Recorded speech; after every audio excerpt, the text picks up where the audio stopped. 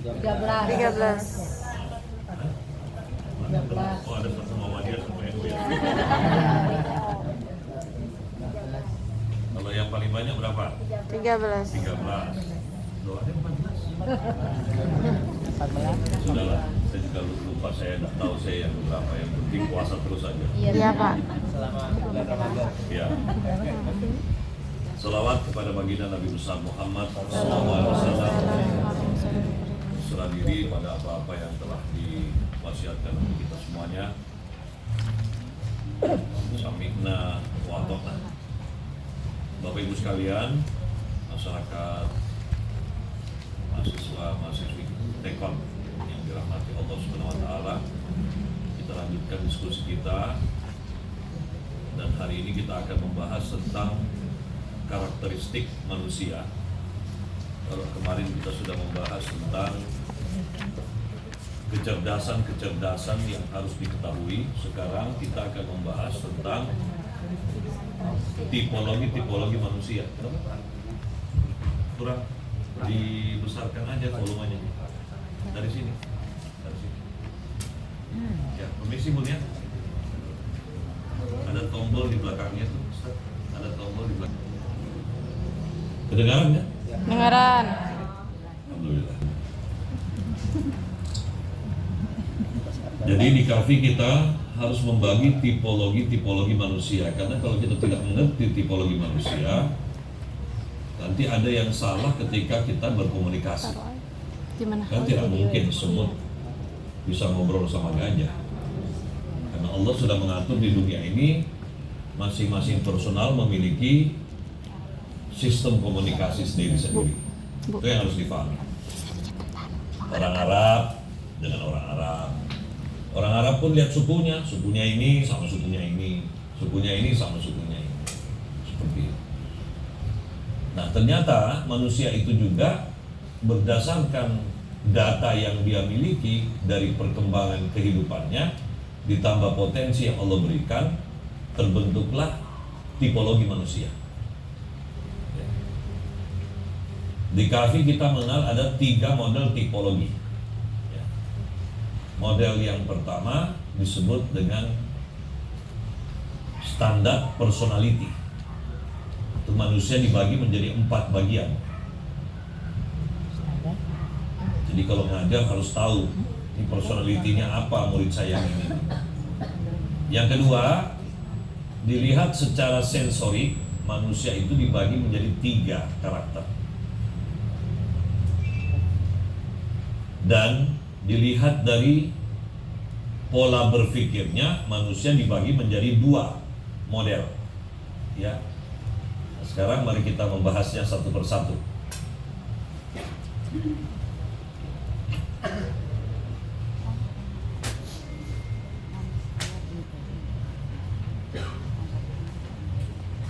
Jadi kalau kita lihat dari tipologi, ya, manusia dibagi menjadi 4. Ya, tipologi personality. Ada 4 bagian. Kalau tipologi secara sensorik dibagi menjadi 3. Ya, terus pola pikirnya dibagi menjadi 2. Ini disebut, ya, kalau pola pikir dibagi 2, kita istilahkan saja Oki dan Oka. Otak kiri dan otak kanan. Kalau kita terjemahkan dalam bentuk lain, ini manusia introvert, ini manusia ekstrovert.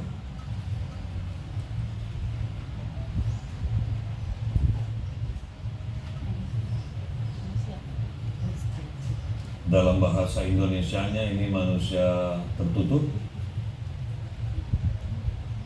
ini terbuka.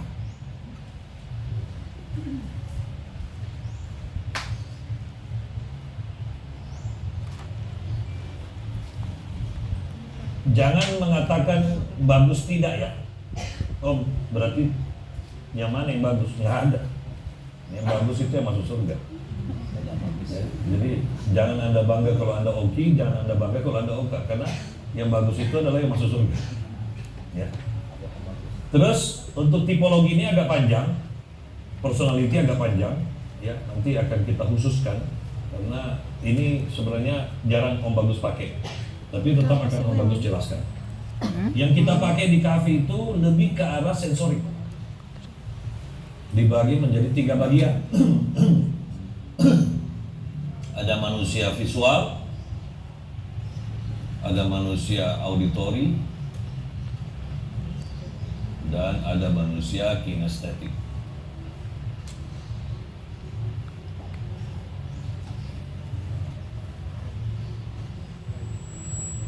Kita ingin bahas yang ini dulu, karena ini yang paling penting supaya kita bisa langsung pakai di dunia pengajaran.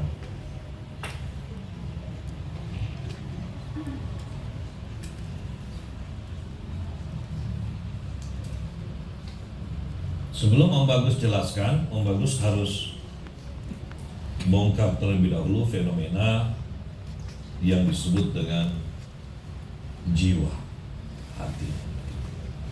Karena kalau Om Bagus tidak jelaskan, nanti kita maju mundur ya kuliah. Bagaimana sih terbentuknya jiwa dan terbentuk hati? Nanti setelah itu ujung-ujungnya akan kita jawab kenapa jiwanya menjadi visual, kenapa jiwanya menjadi auditori, kenapa jiwanya menjadi kinestetik.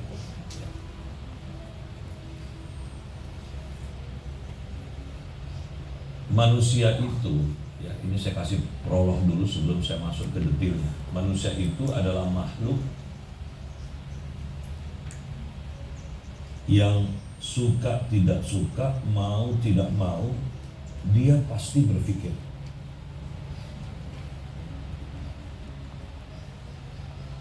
Tapi ada berpikir yang disadari, ada yang tidak disadari.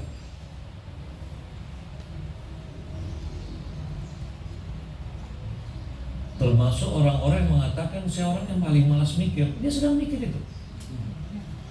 Dia sedang berpikir tentang kemalasannya dalam berpikir. Jadi rugi nggak dia?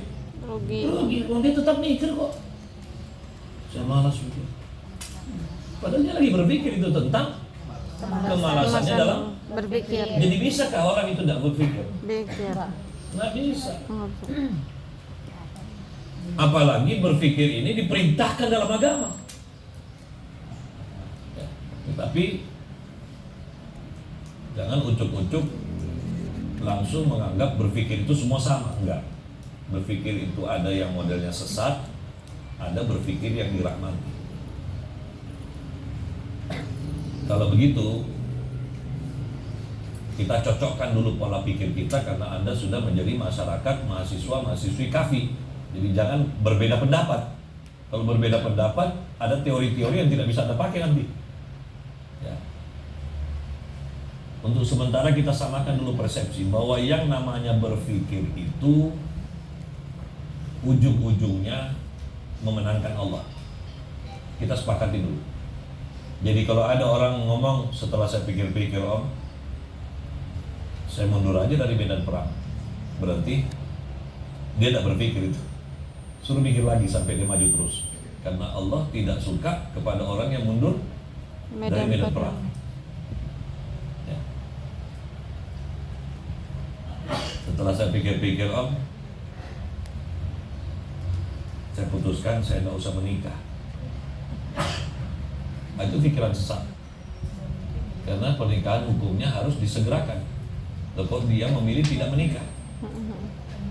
Malah Rasul sendiri mengatakan, seburuk-buruk orang hidup itulah yang memutuskan untuk memilih hidup membujang. Seburuk-buruk orang hidup itu kalau dia hidup. Kalau dia mati, dengarkan kelanjutannya. Seburuk-buruk jenazah itulah yang mati saat membujang. Ya Allah. Mau jadi seburuk-buruk jenazah? Ya enggak lah. Kalau tidak mau, segera menikah. Kalau belum dapat jodohnya. Kenapa? Kalau belum dapat belum jodoh. sampai Om. Kenapa? Jodohnya belum sampai. Loh, sejak kapan jodoh tidak sampai? Jodoh itu sudah lama tiba. kamu yang cuekin. Kan begitu. Jodoh itu sudah lama tiba. Kita yang cuekin. Iya. Kamu jodohmu tiap hari lewat depanmu. Gitu. Tapi kenapa kamu tidak bisa lihat jodohmu yang lewat di depanmu itu? Karena kamu lebih fokus kepada orang lain yang bukan jodohmu. Kamu lebih melihat yang lain yang bukan jodohmu. Jodohmu sendiri kau cuekin. Jadi bukan jodohnya tidak nyampe. Itu kamu sudah masa pernikahan, itu jodohmu sudah lewat-lewat di depan rumahmu. Cuman karena kita tidak fokus ya gitu. Ada yang fokus ke pekerjaan, jadi dicuekin tuh jodoh. Ada yang fokus kepada perempuan lain, ada yang fokus kepada laki-laki lain. Akhirnya jodohnya, ujung-ujungnya itu jauh kan dia nikahin. Tapi nanti umur 42 baru dia nikah sama itu. Ya Allah. Coba dari dulu kan. Oh, kalau dipelihara. Kok ada orangnya? Masuk nggak dia? Masuk nggak? Masuk. Udah ganti Bu Un ya. Uun ya. Oon itu. Kita kan bicara Oon. Dia Oon. Oke? Jadi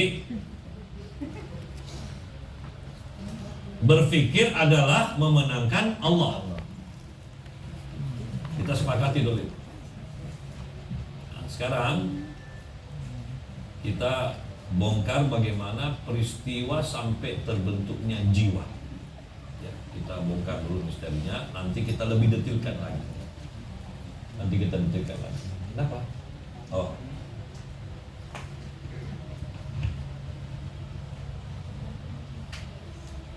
Di kepala kita ketika kita lahir, jangan bilang data kita itu 0. Salah. Ini otak nih, Om Bagus gambarkan otak. Di kepala kita, jangan bilang otak kita itu tidak ada data. Salah. Nanti Om Bagus ajarkan apa itu berpikir, apa itu hati, apa itu jiwa. Kita sepakati nih. Ini perhatikan baik-baik, kalau bingung tanya ulang. Om Bagus ulangi ya. Begitu kita lahir, di kepala kita itu sudah dimasukkan data oleh Allah. Datanya kita sebut sebagai data laduni. Artinya kamu tidak perlu belajar, Allah sudah masukkan. Ya. Tapi tolong data laduni ini jangan kau rusak. Kalau kau rusak, rusak kau itu. Ya. Isinya apa Om? Data laduni itu ada 3 isinya. Yang pertama adalah Al-Quran, tetapi yang pasif.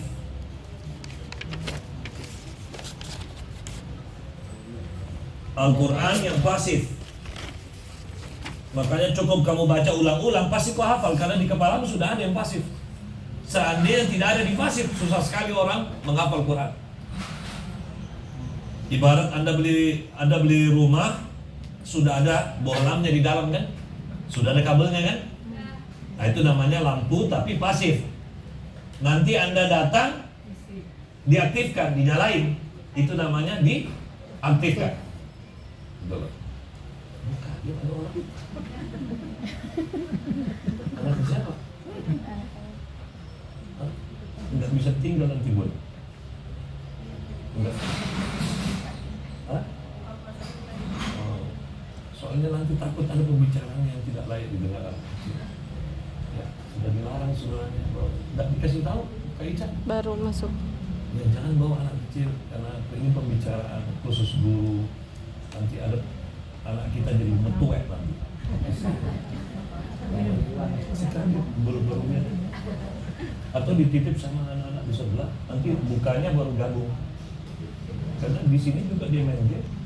Kita wajib untuk mengaji. Apa itu mengaji? Mengaktifkan Al-Quran yang Allah beri itu. Ya. Jadi kalau tidak ada, makanya manusia itu walaupun dia tidak ngaji, dia tahu mencuri itu tidak enak. Dan seterusnya. Dia tahu semua. Yang berikut ada data yang namanya data selamat. Apa itu data selamat?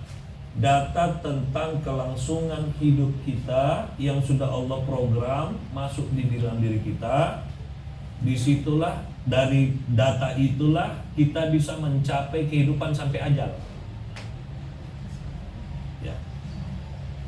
Data itu sudah ada. Bahwa kita mati kapan, itu semua datanya sudah ada di kepala kita.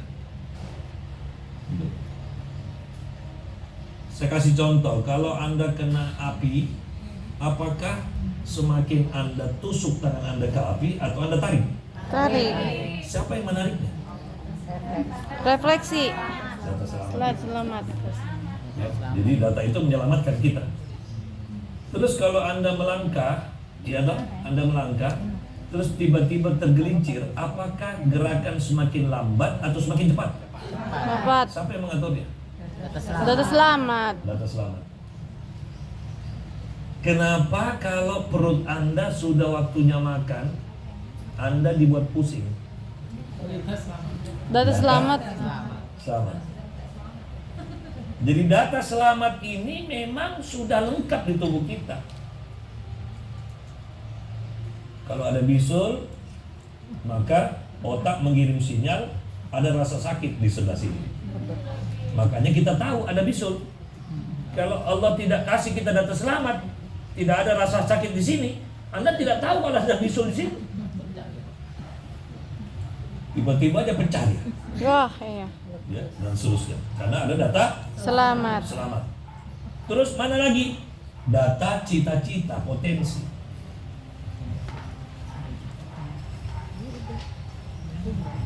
Hasrat. Atau yang kita sebut dengan istilah 3 nafsu.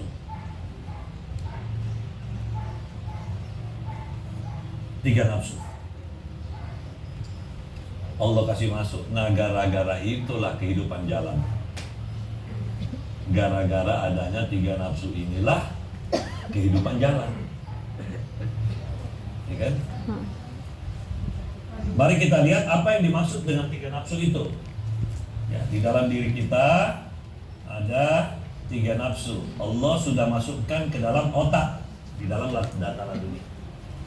Ya, yang pertama, Allah beri kita nafsu yang selalu cenderung kepada hal yang negatif, atau kemalasan, atau apalah. Contohnya apa? Mau dapat hasil banyak, kerja sedikit. Selalu kita pengen gitu kan? Cari pekerjaan itu yang enak, bekerjanya santai, gajinya gede. Nah, itu sebenarnya nafsu negatif. Nafsu negatif. Namanya amarah bisu.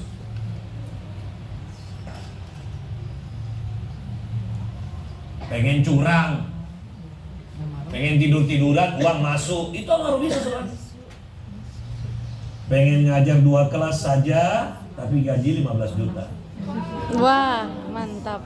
Itu pun 2 kelas aja, itu 2 minggu sekali. Enak banget ya? Itu ketahuilah, itu bagian daripada amarah bisu. Ya. Bisu.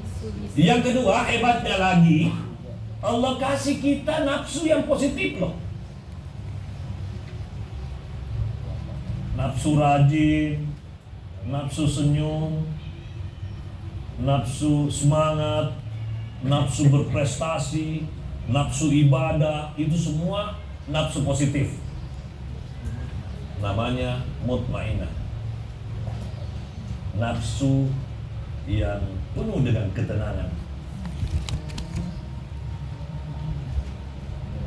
Bayangkan, kalau Anda dikasih 2, bingung gak? Bunda Nur, coba Bunda Nur gini tangannya. Misalnya di tangan kanan Bunda, itu makanan Apa sih? katakan A, enak. B, Tenangan. makanan B juga enak. Kalau berbuka puasa yang mana Anda mau makan? Su yang penuh Bingung kan? Itu ketenangan. satunya positif, satunya positif. Nah, ini satunya negatif, satunya positif. Kenapa masih bisa bingung? Kenapa? Nah, ini kan positif. Kenapa orang tidak semuanya mutmainah? Mutmainah kan baik. Hah? Kenapa tidak semuanya mutmainah? Ini kan guru agama, mestinya harus bisa jawab. Kenapa? Kenapa? Apa itu godaan?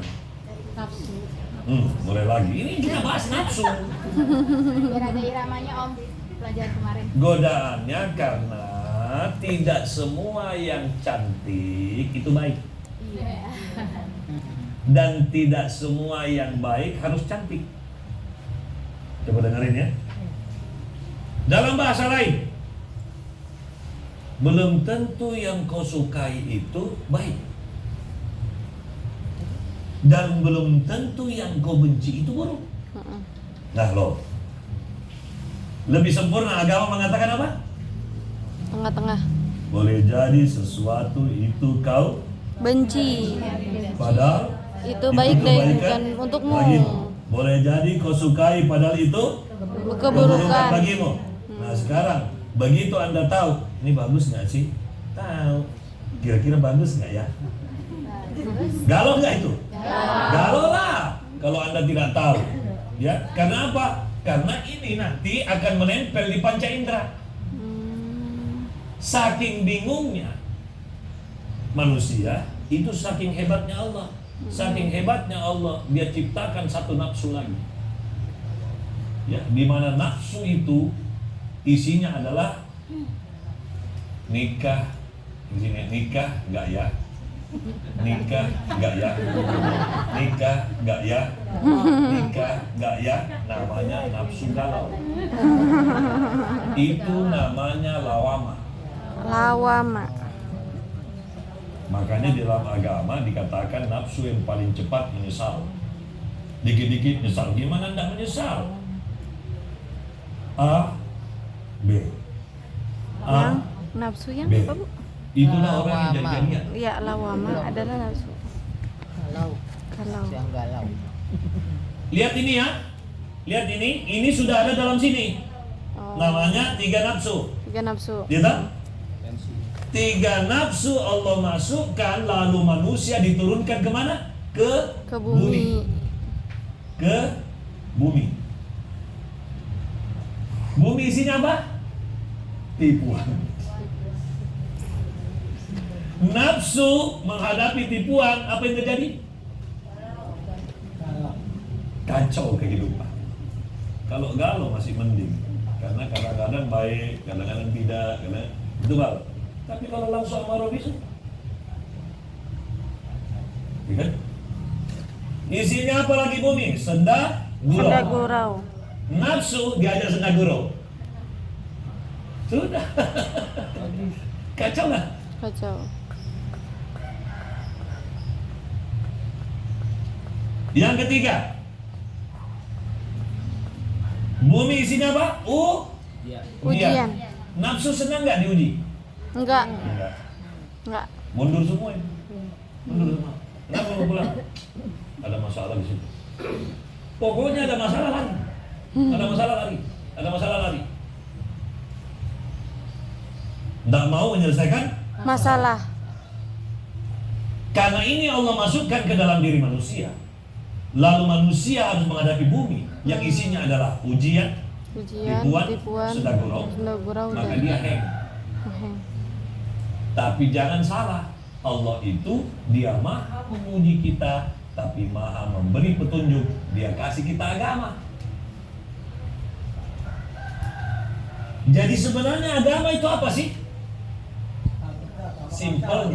Simpelnya, ya, agama adalah supaya kau bisa membunuh amar bisu dan lawama. Itu saja. Simpelnya agama itu adalah alat untuk membunuh amar bisu dan lawama, supaya yang hidup di dalam dirimu cuma mutmainnah. Makanya di dalam Al-Quran yang dipanggil masuk surga cuma ini.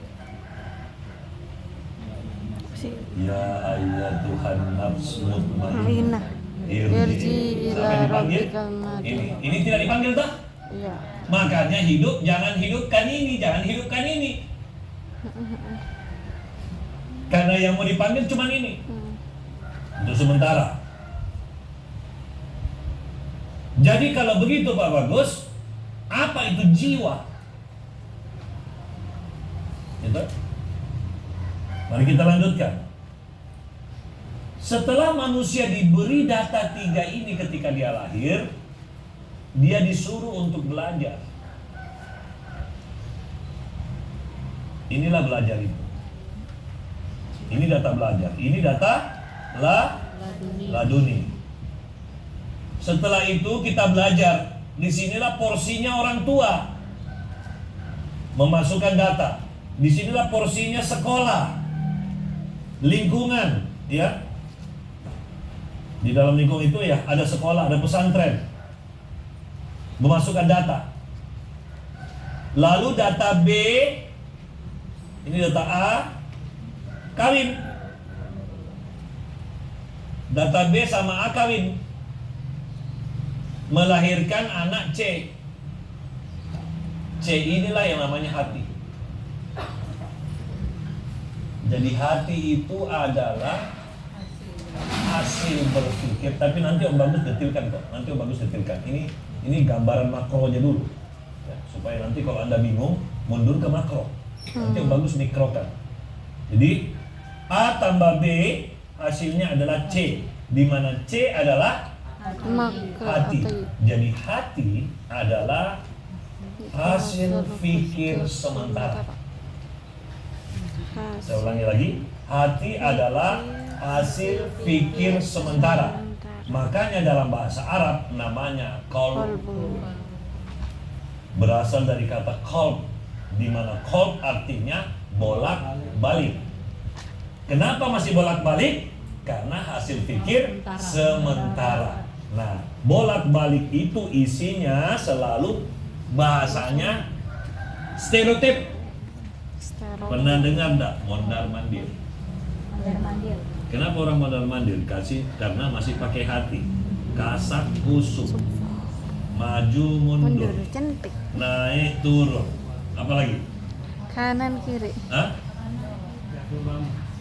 Jatuh bangun. Apalagi? Sehat Pulang sakit. pergi. Sehat Kalau sakit. pergi bukan. Sehat sakit. Kasak kusuk, maju mundur, kocar kacir, Pontang panting. pontang panting, Tunggang langgang. tunggang langgang enggak, beda. Ya. Komat kamit. Apa maksudnya itu? Sesuatu yang dikerja berdasarkan ketidaktahuan dan ketidakpastian. Makanya disebut mondar-mandir. Tapi kalau dia sudah pasti, dia cuma mondar atau cuma mandir. Karena boleh jadi mondar yang benar, boleh jadi mondir yang benar. Tapi kenapa orang mondar-mandir? Karena dia tidak tahu yang mana yang benar. Coba mondar, kayaknya mandir nih, mandir lagi. Besok kayaknya mondar nih, mondar lagi. Yang terakhir bukan mondar-mandir, dia modar. Modar. Ya. Ya. Jadi agama turun untuk membunuh mondar-mandir. Agama mengajarkan pilih mondar atau mandir. Tapi orang yang belajar agamanya juga setengah-setengah, setelah belajar agama masih mondar-mandir. Karena agama tidak dipelajari sebagai petunjuk, tapi agama dipelajari untuk gagah-gagahan. Bahaya nggak itu? Bahaya. Apalagi agama dipakai untuk cari duit. Ya, gawat tuh. Kita lanjutkan. Nah, setelah menjadi hati, hati itu dipakai dalam kehidupan. Awalnya manusia itu hidup pakai hati. Tapi setelah dia coba hatinya hasil pikir, hasilnya perkawinan ini dua, lahir hati, akhirnya hati ini kawin lagi sama ini. Muncullah yang namanya jiwa. Jadi jiwa itu adalah hati yang sudah beku. Hati yang Sudah beku. ya, sudah. Jiwa itu adalah hati yang sudah pasti. Wah, baterai kita nih. Kita punya koleksi Baterai. baterai.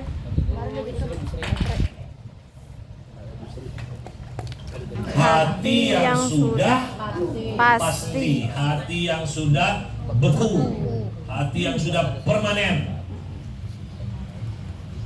Makanya kalau sudah berbentuk hati, berbentuk jiwa, waduh, setengah mati itu dirubah, setengah mati itu. Dan harus digosok dulu, diamplas sampai menjadi hati, hati dirubah, digosok lagi sampai bisa menjadi pola pikir lagi. Ya. Jadi jangan terlalu cepat membentuk hatimu dan jangan terlalu cepat hatimu membentuk jiwamu, karena kapan jiwamu sudah terbentuk, susah sekali kamu dirubah. Tapi kalau jiwamu sudah jiwa yang benar, bentuk dia, kunci dia, langsung kunci supaya tidak terubah. Kayak apa itu, Om? Jiwa orang yang senang senyum untuk sedekah, jiwa orang yang sabar, jiwa orang yang berbagi, jiwa orang yang semangat, jiwa orang yang bertakwa. Itu jangan dirubah lagi, kunci itu. Istiqomah. Istiqomah. Oh. Ya. Ya benar. Kuncinya begitu sudah terkunci, jangan coba-coba kerjain lagi pekerjaannya yang salah. Jangan iseng korup, rusak itu semua. Ya, hati-hati ya. Jiwa yang sudah mutmainah tiba-tiba melakukan sesuatu yang buruk, mutmainah ini berubah menjadi naik kelas, dia menjadi munafik. Makanya lebih bagus itu penjahat yang pergi korupsi daripada ustadz yang korupsi. Itu sudah bukan lagi orang yang salah, tapi dia di atasnya fasik, yaitu munafik. Musyrik itu di bawah dia. Dia tak di bawahnya, dia di habis kafir, fasik, munafik. Jadi kalau ustadz-ustazah yang korupsi, dia bukan orang yang kafir, bukan orang fasik, dia munafik. Paling atas dia, apalagi dia ngajarin agama. Lebih bagus orang umum tuh korupsi, dia kafir. Nggak bisa disebut fasik, kok nggak punya ilmu. Syaratnya mau jadi fasik, gampang. Alumni pesantren.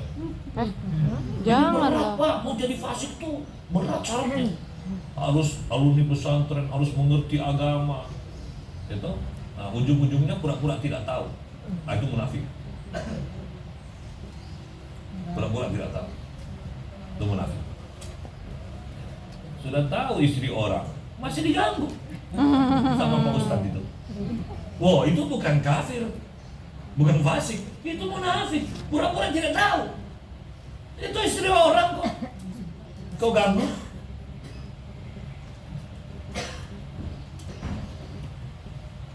Ngeri itu. Dua-duanya saya keluarin. Ketahuan saya keluarin.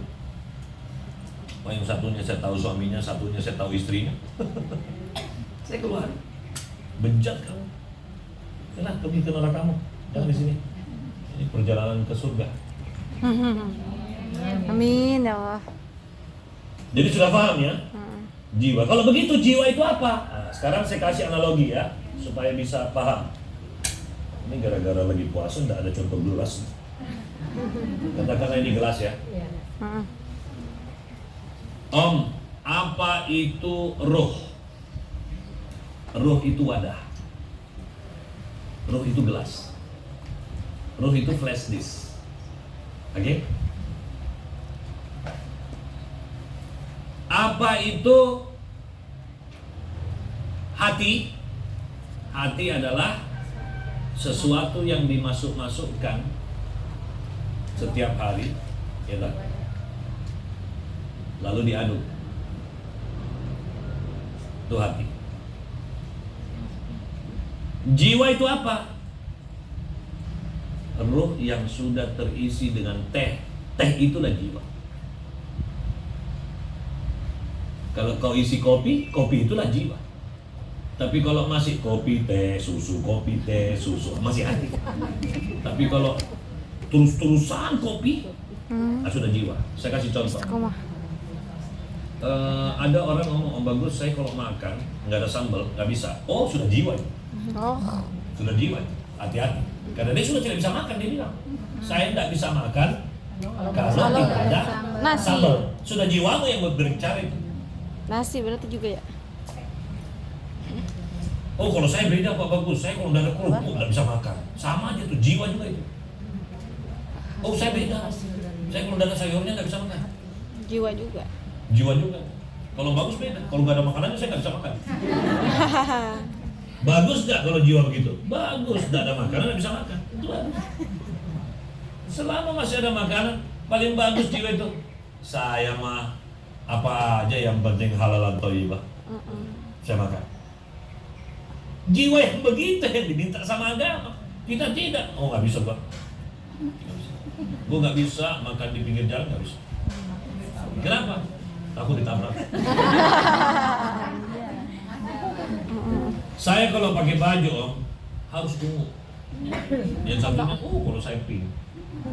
Oh, saya hijau saya. Saya nggak bisa kalau nggak pakai baju ungu. Saya nggak bisa kalau nggak pink. Semua harus pink. Brosnya pink, kacamata pink, behel pink, semuanya pink. Sampai dia kentut pun keluar pink.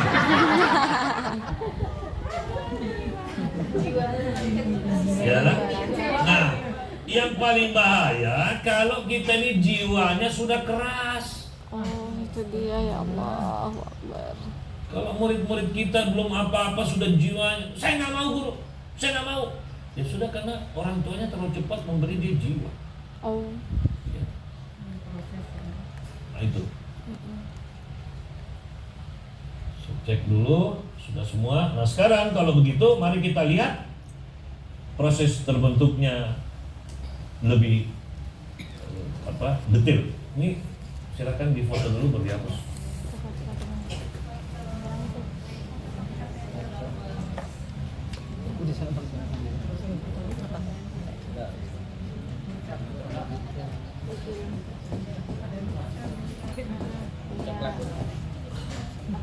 Siapa yang protokoler? Yang protokoler? Ya. Hapus itu. Ini otak. Kita jabarkan dalam bentuk lainnya. Otak itu setiap kita masih diberi umur, dia akan terus berjalan. Ya. Termasuk kita tidur. Kita tidur ini jalan terus. Cuman dia melambat atau kencang. Ya. Ada yang disebut dengan CPS, cycle per second. Ya. Orang kalau lagi buka mata itu berapa CPS, dan ketika dia tidur berapa CPS. Ya. 0,5 CPS ini yang paling rendah. Tidak akan mungkin 0. Kalau 0 mati. Berhenti dia. Oke, mari kita bahas. Jadi berpikir itu apa? Jalannya proses loading pada otak yang mengayak data. Mengayak data.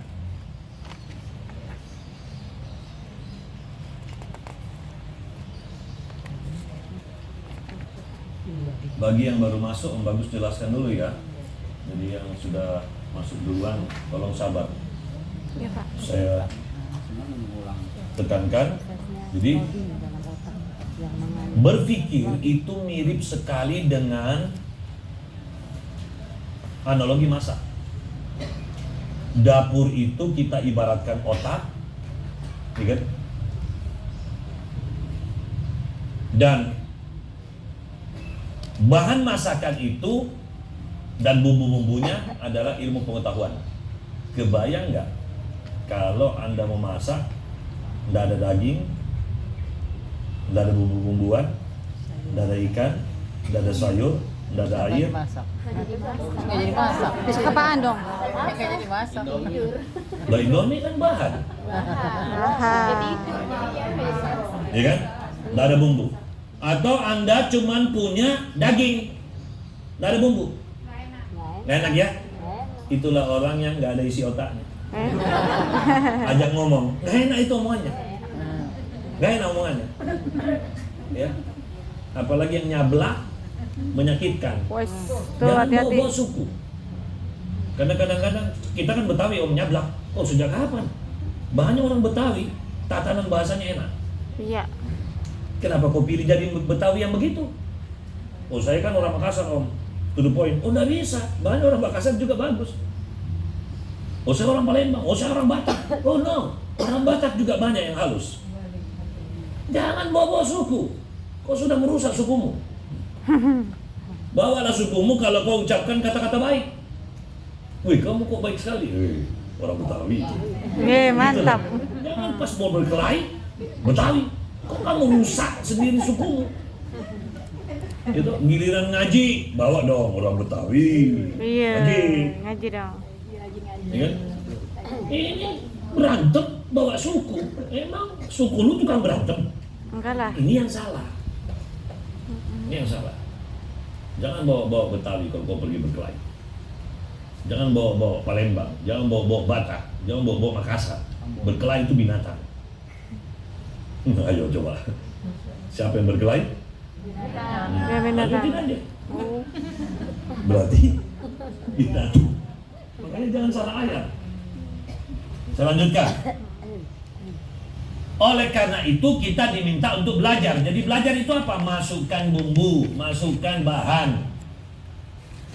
Masuklah di dalam kepala kita. Diayatlah.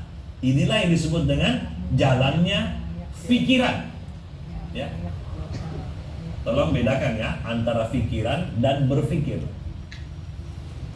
Kalau berpikir mengambil alih pikiran. Ya. Mengambil alih. Nah, mari kita lihat. Apa sih yang terjadi kalau manusia itu berpikir? Setiap kali perputaran dia melempar hasil sementara. Di mana proses penggilingan ini di dalam ilmu neurologi disebut sebagai korteks.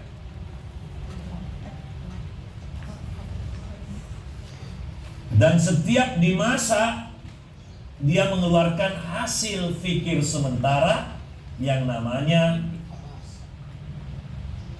sistem limbik. Masih ingat ya, Bu? Sistem limbik inilah hati. Lalu dia masuk lagi ke dalam, bercampur dengan data yang lain. Dimasak lagi, keluar lagi, masuk lagi, keluar lagi. Akhirnya berkumpul, mengendap. Begitu mengendap, dia menjadi jiwa.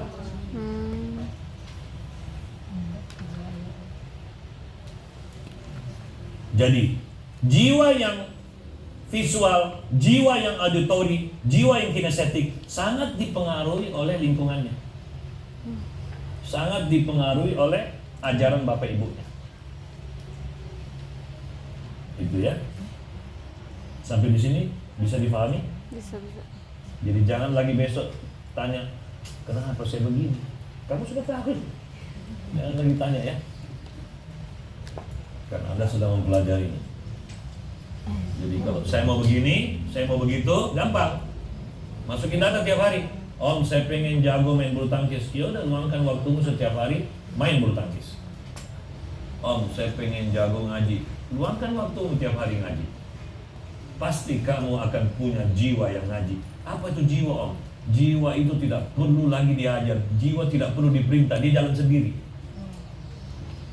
Ya, dalam istilah lain disebut subconscious. Iya, nanti kita bahas itu.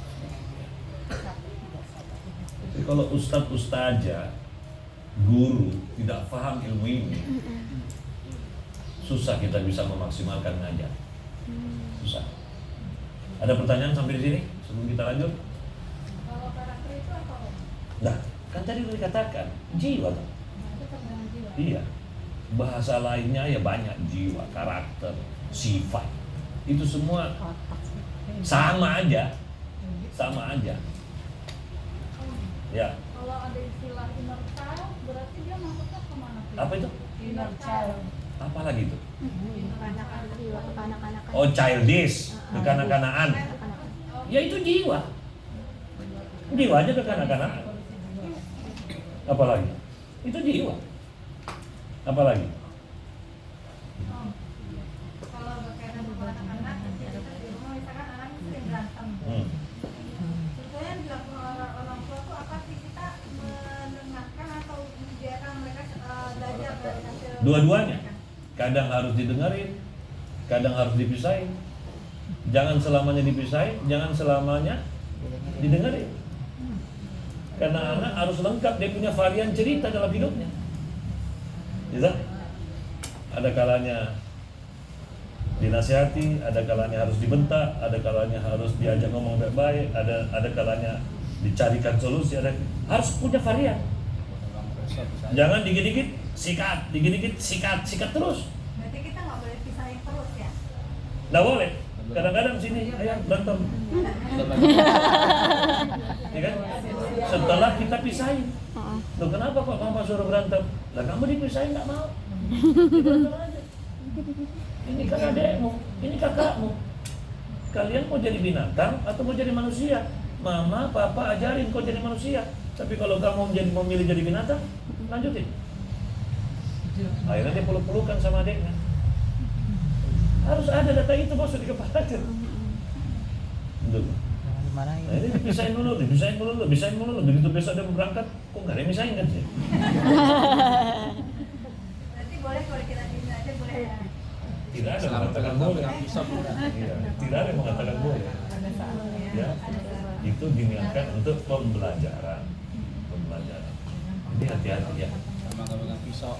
Orang yang mengetahui hukum sebelumnya dia berkata itu suatu hal yang haram, tetapi setelah mendapatkan sesuatu hal yang membuat mungkin dia nyaman dan enak menurut dia kemudian mengatakan halal. Itu tergolong orang fasik atau munafik?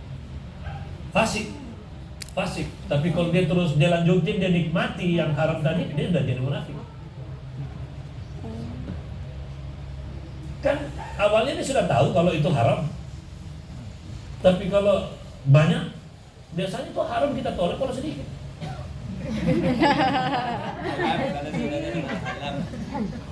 Kan begini Pak, gaji saya kan 3 juta. Iya. Ini 3,1. Jangan haram. Iya. Kan gajinya 3 juta nih. Terus Bapak dapat bantuan. Ini ada 5,7 miliar. Oh, alhamdulillah sih. Ya kan? Sudah punya istri. Ada yang gangguin, cewek, gendut, hitam, bau, pesek. Lengkap Dia banget. bilang apa? Oh maaf, saya punya istri. Tolong dong jaga sikap. Jangan sentuh saya. Kita bukan mahram. Saya punya istri. Kalau yang cewek cantik. Yang cakep. Luna Maya pangkat 2 yang datang. Harum, cerdas, hafal Quran, anaknya kiai, kaya raya, mau tolak?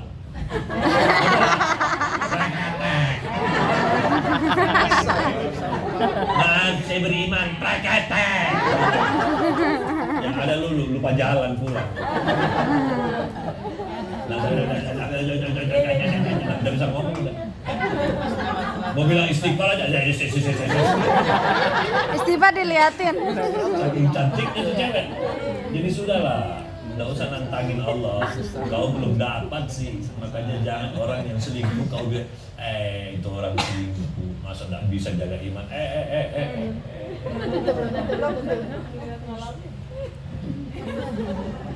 Dia belum datang pada kehidupan. Kalau itu ujian datang kehidupanmu, nggak bisa kau lawan. Mau gimana? Yang datang cantik, harum, apalagi kaya, terus soleha. Kalau dia wanita apa namanya tunasusila, WTS, kita bisa bilang harum ini. Tapi yang datang wanita soleha, penghafal Quran, Kaya, Harun, anak baik-baik, story turunan jelas dia punya nasab. Oh, cucunya habaib. Lengkap amat ya, Pak. Wajah Arab. Weh. Wes, udah deh, udah. Begitu dia bilang, enggak. Apa? Saya punya istri. Alhamdulillah kalau begitu, Lu Pak. pulang ngaji, lu buka Al-Quran, wajahnya itu keluar. Lu ngaji, parfumnya kecium. Masya Allah, wanita dari surga. Terus istrimu lewat, Masya Allah, bau remasuk. Sabar, Ustaz. Apa lagi? Besok dia datang, itu belum hidup Anda masalah. Begitu ada masalah, mau dipecat dari sekolah, datang itu perempuan. Kenapa Ustaz? Ayah saya punya yayasan. Asik, saya. Aman. Pak sekolah. Godaan. 25 juta. Nanti saya urus. Gimana? Sikat, Pak. Aduh, parah banget. Langsung presiden kloper-kloper. Nah Lisa, udahlah berdoa supaya tidak didatangi oleh wanita ini. Ya, betul kayak gitu. Berdoa saja. Karena banyak ustadz rontok didatangi perempuan-perempuan baik-baik. Kalau perempuan jahat tidak mendatangi ustadz, perempuan jahat mendatangi ustadz. Perempuan soleha mendatangi orang-orang yang beriman. Lihat aja nanti, tidak percaya, lihat aja. Saya doakan cepat. Jangan. Jangan, Pak. Loh, kalau enggak ilmunya enggak ngelotok. Iya. Aduh, bahaya itu. Ngelotok enggak enak. Ya toh? Makan. Loh, kok nempel di sini sih? Kok nempel di sini? Kita pengen yang lepas. Itu namanya ngelotok. Kalau ilmunya masih belum ngelotok, praktek. Oke, jadi jiwa itu adalah sesuatu yang sudah final. Tapi kan harus diketahui, jiwa anak-anak, jiwa remaja, jiwa dewasa, dan jiwa dewasa yang sudah mantap. Nauzubillah min dzalik, kita yang umur begini, jiwanya sudah terbentuk. Karena itu jiwa yang dewasa sudah mantap. Kalau jiwanya anak-anak masih bisa kita bor, masukin, berubah. Jiwanya remaja sudah agak keras, itu jiwanya remaja itu ibarat kayak besi. Kalau jiwa emak-emak ini sudah baja tulen. Bisa-bisanya kita fitnah Allah, kita bilang apa? Dari sononya. Dari sononya, lu yang bikin, bukan dari sononya. Bisa dari sononya dari mana? Kita yang bikin sendiri kok. Buktinya, ibu kita bilang apa? Ini dari kecil, ini dari kecil, ini dari kecil, semua yang dari kecil begitu. Dari dulu nih, nggak bisa dikasih tahu. Akhirnya sampai tua begitu, nggak bisa dikasih tahu. Suaminya kasih tahu, suaminya dimarahin. Mas, kan dari dulu saya sudah bilang, saya orangnya begitu. Lah kenapa kamu tidak merubahnya? Sekarang sudah ada ilmunya, dirubah. Sekarang yang masuk surga nafsu yang mana? Mutmainah. Jangan sampai nafsu Anda mut-mutan. Kalau nafsu yang masuk surga itu mutmainah, jaga dia mutmainah. Yang baik terus, baik terus, baik terus. Kalau mut-mutan, sudah. Selamat menikmati. Kuliah keadaan. Kalau ingat loh. Mut-mutan. Gas terus. Nanti kalau lagi ingat pernikahan, baru ingat kalau dia jomblo. Jadi sahur sendiri dia tidak sadar loh. Sahur sendiri, Indomie sendiri. Kasian banget itu. Sudah? Nah, sekarang kita masuk kepada jiwa yang sudah terbentuk sementara. Ya. Namun Om Bagus harus ingatkan, setiap orang memiliki masing-masing kadar, ya. Visual, masih ingat visual, Visual, auditori, kinestetik. dan kinestetik, ya. Masing-masing orang punya kadar. Tapi kita berbicara dominan.